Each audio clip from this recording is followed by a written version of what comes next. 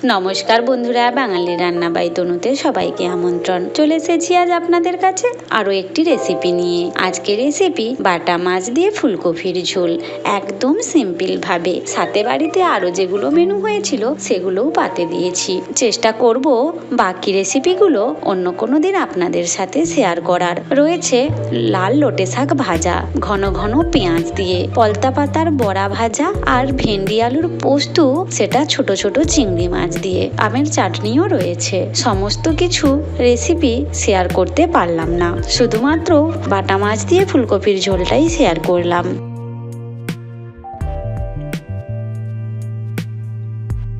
এখানে 5 পিস বাটা মাছ নিয়েছি, বেশ বড় সাইজের, একদম থালা ভর্তি। যাই হোক, মাছের মধ্যে আগে ভালোভাবে হলুদটা মাখিয়ে নেই। মাছটা তো নুন আগেই মাখিয়ে রেখেছিলাম, হলুদটাকে বেশ ভালোভাবে মাছটা মাখিয়ে নিচ্ছি।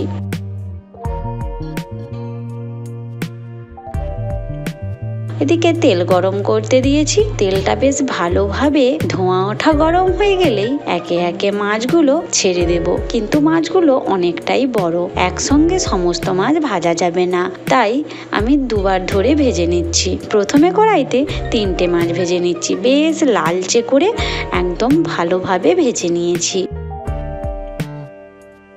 আবারও 2টো মাছ দিয়ে দিয়েছি। মাছগুলো ভালোভাবে একইভাবে ভেজে তুলে নিয়েছি। ওই তেলের মধ্যেই ফুলকপিটাকে বেশ ভালোভাবে ভেজে নেব। ফুলকপিটা কিন্তু আমি একটু বড় বড় করে কেটেছি, আর নুন না দিয়েই বেশ লালচে করে ভেজে নিচ্ছি।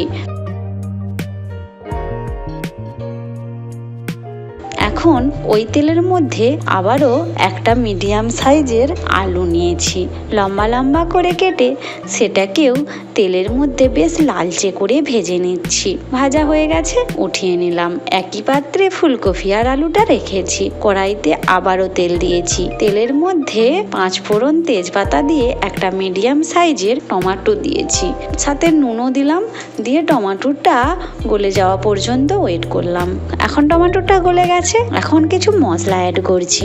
মশলায় আছে জিরে আর আদা বাটা, আর গুঁড়ো মশলায় রয়েছে লঙ্কার গুঁড়ো, হলুদ গুঁড়ো আর কাশ্মীরি লঙ্কার গুঁড়ো, যেটা কালারের জন্য অপশনাল, ওটা নাও দিতে পারেন। এখন সমস্ত কিছু মশলাকে হালকা একটু কষিয়ে নিচ্ছি।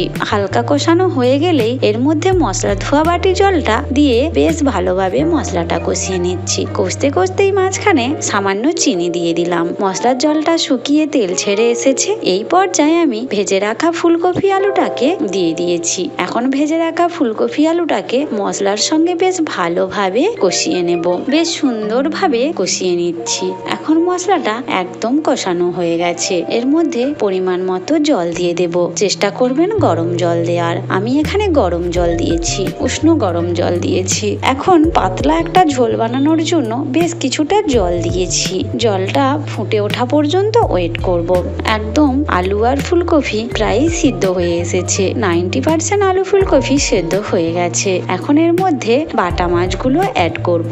এখানে আমি যে মাছগুলো ভেজে রেখেছিলাম তার থেকে একটা মাছ ভাজা রেখে দিয়েছি, আর বাকি 4টে মাছ দিয়েই ফুলকপির ঝোলটা বানিয়ে নিচ্ছি। ঝোলটা মাছের মধ্যে ঢুকে যাওয়া পর্যন্ত ওয়েট করব। বেশ সুন্দরভাবে মাছটাও ফুলকপির সঙ্গে ফুটে উঠেছে। একদম অসাধারণ একটা রেসিপি, খুব সহজেই বানানো হয়ে গেল। দেখে তো দুর্দান্ত লাগছে, খেতেও কিন্তু অতুলনীয় স্বাদ লাগছিল। তো আমার এই রেসিপি যদি আপনাদের ভালো লাগে অবশ্যই লাইক বা কমেন্টের মাধ্যমে জানাবেন, পারলে শেয়ার করবেন। আরও এইরকম নতুন রান্না পাওয়ার জন্য আমার চ্যানেলকে অবশ্যই সাবস্ক্রাইব করে রাখবেন। আজ এই পর্যন্ত, আবার আসবো অন্য কোনো দিন অন্য কোনো নতুন রেসিপি নিয়ে। ততক্ষণ পর্যন্ত ভালো থাকবেন, সুস্থ থাকবেন।